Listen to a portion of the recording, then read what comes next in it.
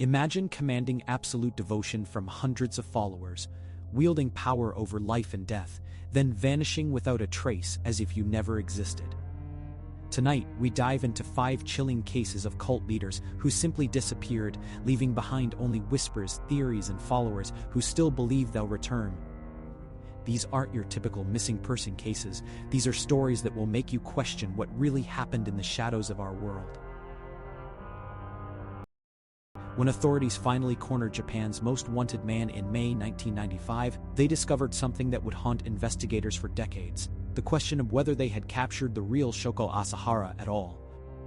On March 20, 1995, the Tokyo subway system became the stage for one of the most chilling terrorist attacks in modern history. Members of the Shinrikyo doomsday cult, led by their enigmatic guru Shoko Asahara, released sarin gas across multiple train lines during the morning rush hour. 14 innocent commuters would never return home, and thousands more suffered the agonizing effects of the deadly nerve agent. But as investigators closed in on the cult's compound, they made a disturbing discovery. Asahara had vanished without a trace. For 2 months, Japan's largest manhunt since World War II swept across the nation. Asahara's face stared back from wanted posters on every street corner, yet he seemed to have dissolved into thin air. The man who had proclaimed himself a prophet, capable of levitation and psychic powers, had apparently achieved the ultimate disappearing act. Police raided safe houses, questioned hundreds of followers, and pursued every lead, but the cult leader remained a ghost haunting the Japanese countryside. Then, on May 16, 1995, authorities finally breached a secret compartment hidden within Asahara's own compound. Inside the cramped space, they found a figure huddled in darkness, but what they discovered would raise more questions than answers. The man they pulled from that hidden chamber bore Asahara's appearance, yet something felt profoundly wrong. His followers, watching from nearby, whispered among themselves with knowing looks rather than expressions of despair. The captured figure's behavior defied explanation. Gone was the charismatic leader who had mesmerized thousands with his teachings. Instead, investigators faced a man who seemed trapped in a trance-like state, muttering incomprehensibly and appearing disconnected from reality. Was this the psychological breakdown of a cornered criminal, or something far more unsettling? His devoted followers began spreading a different narrative entirely, one that suggested their true master had transcended the physical realm, leaving behind only a shell, a carefully crafted decoy to satisfy the authorities' need for justice. Even today, decades after his execution, Asahara's most devoted disciples maintain their unwavering belief.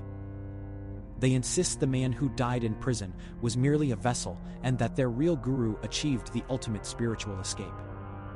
In the shadows of Japan's underground, whispers persist of the teacher who became too powerful for this world to contain.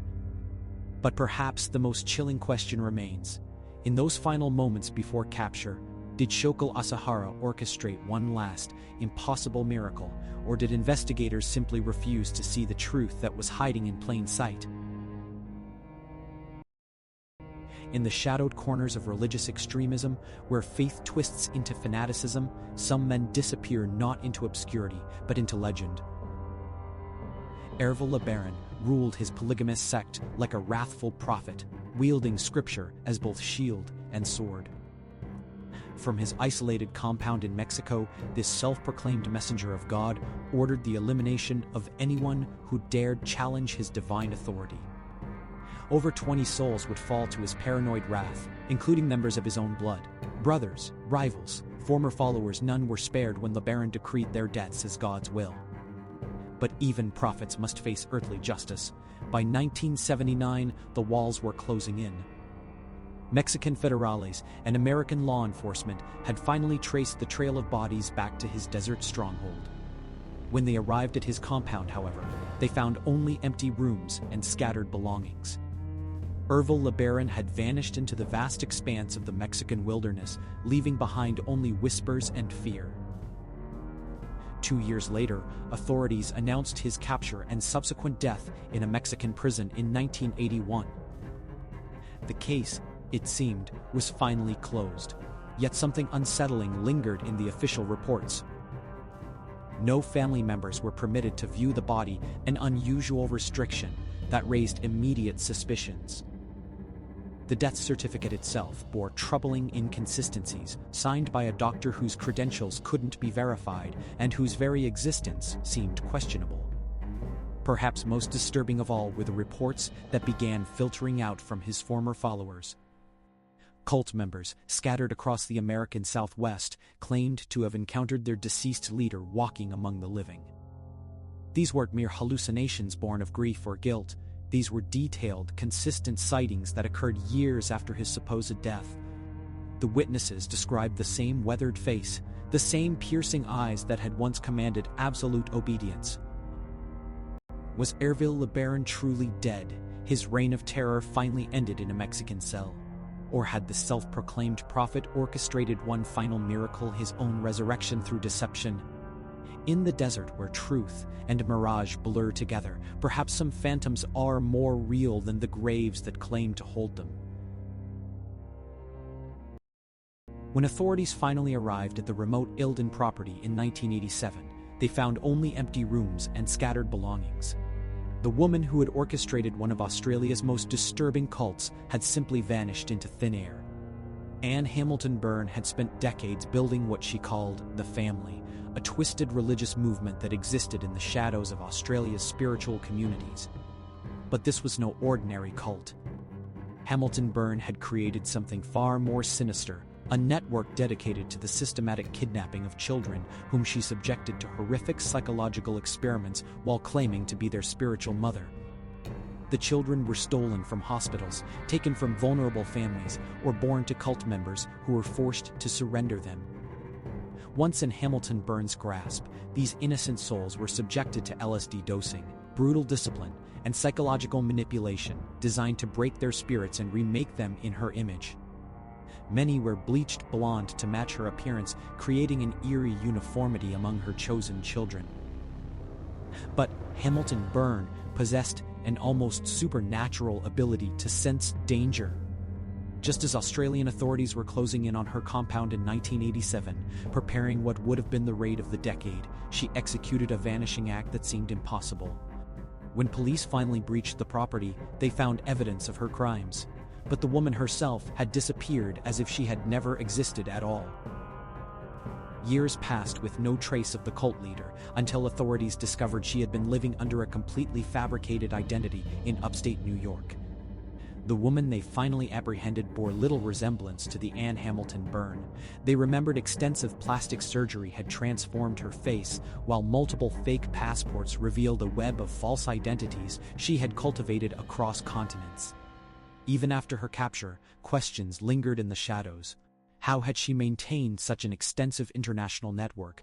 Who had helped her disappear so completely and for so long? The investigation revealed glimpses of connections spanning multiple countries, but the true scope of her operation and the people who may have aided her escape remains buried in mystery. Today, the empty rooms of her former compound stand as silent witnesses to crimes that may never be fully understood and to a network that might still exist, waiting in the darkness for its leader's return. In the dense woodlands of Minnesota, a compound once bustling with followers now stands eerily silent, as if its inhabitants simply vanished into the night air itself. Victor Barnard had positioned himself as a messenger of God, leading his River Road fellowship from a remote compound where his word was absolute law.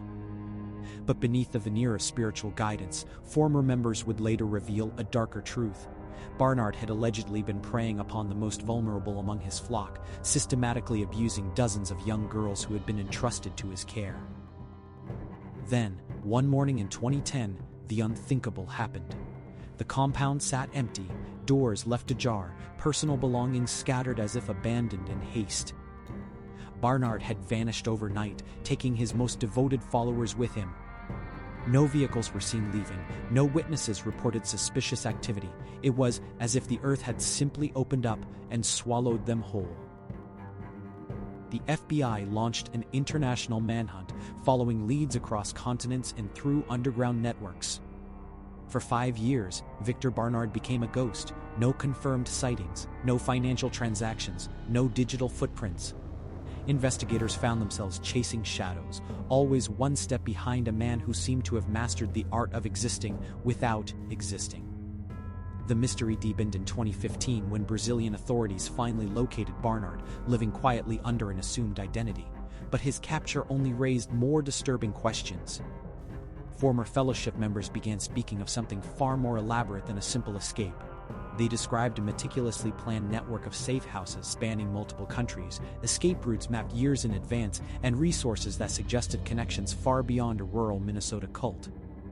Today, Victor Barnard sits behind bars, but the true scope of his 5-year disappearance remains shrouded in shadow. How does a wanted man simply evaporate from existence, only to resurface thousands of miles away? And perhaps more unsettling still, how many others might possess the same phantom network, waiting in plain sight for their moment to disappear? In the remote wilderness of Quebec, a man who called himself Moses built his kingdom on suffering. But when Roch Thériault's reign of terror finally ended, the questions surrounding his dark legacy had only just begun. Deep in the Canadian forests, far from prying eyes and the reach of civilization, Roch Thériault commanded absolute devotion from his followers, known as the Ant Hill Kids. Here, in this isolated compound, he subjected men, women, and children to unspeakable acts of violence and conducted grotesque medical experiments on those who trusted him as their spiritual leader. The screams that echoed through those woods carried tales of horror that would later shock even seasoned investigators. Yet perhaps most unsettling were Thériault's mysterious disappearances. For months at a time, their self-proclaimed prophet would vanish without explanation, leaving his traumatized followers to wonder if their tormentor would return. During these absences, the compound itself seemed to transform into something even more sinister. The remaining cult members reported hearing unexplained sounds drifting through the forest at night and shadows that moved with no earthly form to cast them. Apparitions were said to wander the grounds where so much blood had been spilled. When authorities finally intervened and Thériault was imprisoned for his crimes, many believed the nightmare had ended. But even behind bars, the man who had terrorized so many could not escape the darkness that seemed to follow him. In 2011, he was found dead in his cell, stabbed by a fellow inmate in what appeared to be a routine prison killing. However, the discovery of his body revealed something that left prison officials baffled and deeply disturbed. Carved into Thériault's flesh were intricate occult symbols, markings so specific and arcane that experts struggled to identify their origin.